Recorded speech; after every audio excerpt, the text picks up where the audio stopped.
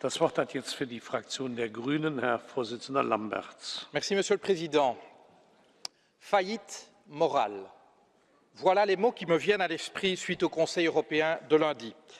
Faillite morale lorsque, au lieu de le sanctionner, on déroule le tapis rouge à un régime qui soumet la justice et la police à la vindicte d'un seul homme, qui muselle et emprisonne toute presse libre, qui disqualifie toute opposition démocratique et qui, pour gagner une élection, relance la guerre civile et bombarde ses propres populations. Faillite morale lorsque l'on veut mesurer l'accueil réservé aux réfugiés de guerre syriens uniquement au nombre de celles et ceux qui tenteront d'accéder à l'Union européenne par des chemins moins légaux, en déduisant bien sûr celles et ceux qui seront morts en chemin. Argent, visa, relance du processus d'accession, rien n'est de trop pour séduire le Poutine de la sublime porte, tout ça parce qu'une majorité d'États membres de l'Union, à la différence de l'Allemagne, ont pris le parti du « pas de ça, pas de ces barbares chez nous », certains au nom d'une défense tonitruante du mythe d'une Europe blanche et chrétienne, d'autres plus prosaïquement pour défendre la saison touristique à la Vlaamse Kust, pour ne pas parler de tous ceux qui se cachent bien cyniquement et bien lâchement derrière cela. Il est encore temps, mesdames et messieurs les chefs d'État et de gouvernement, pour vous ressaisir et adopter la semaine prochaine des mesures qui mettent l'Union européenne à la hauteur de ses responsabilités à la fois morales et légales. Vous avez raison, nous devons créer un chemin sûr et légal d'accès à l'Union européenne. Mais ce chemin ne peut pas être réservé aux seuls Syriens. Que je sache, l'Irak, l'Afghanistan, le Yémen sont tout autant des zones de guerre. Il ne peut pas être conditionné au nombre de demandeurs d'asile déboutés et renvoyés en Turquie.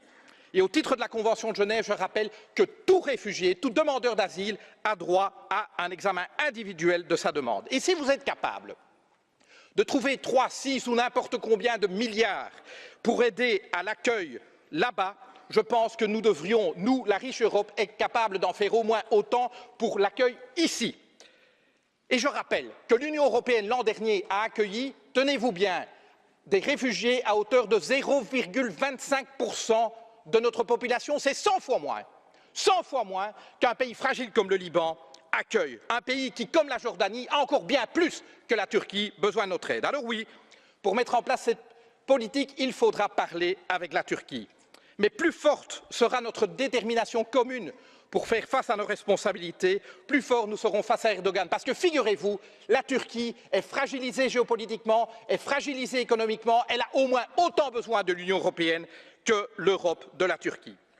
La condition première du succès d'une telle politique suppose que nous, Européens, agissions ensemble.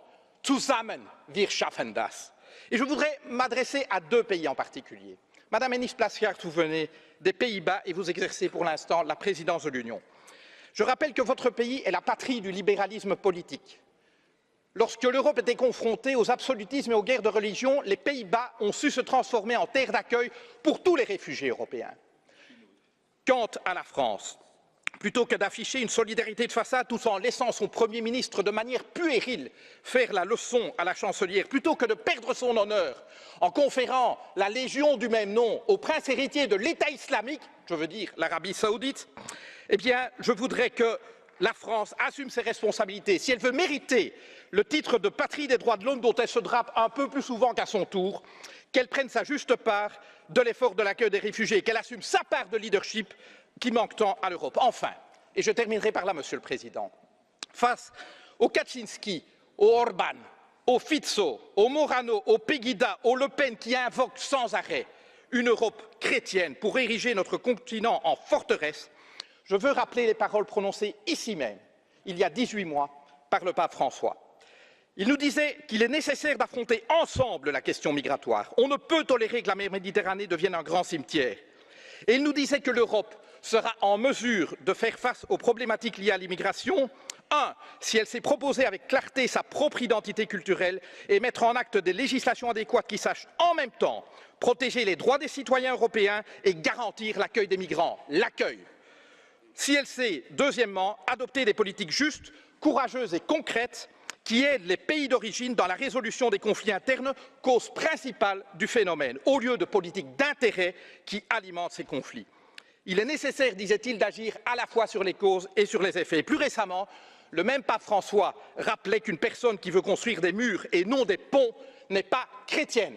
Je rappelle que ce que nous avons mis sur nos billets de banque, mesdames et messieurs, ce sont des ponts et pas des murs. Vous savez ce qu'il nous reste à faire. Je vous remercie.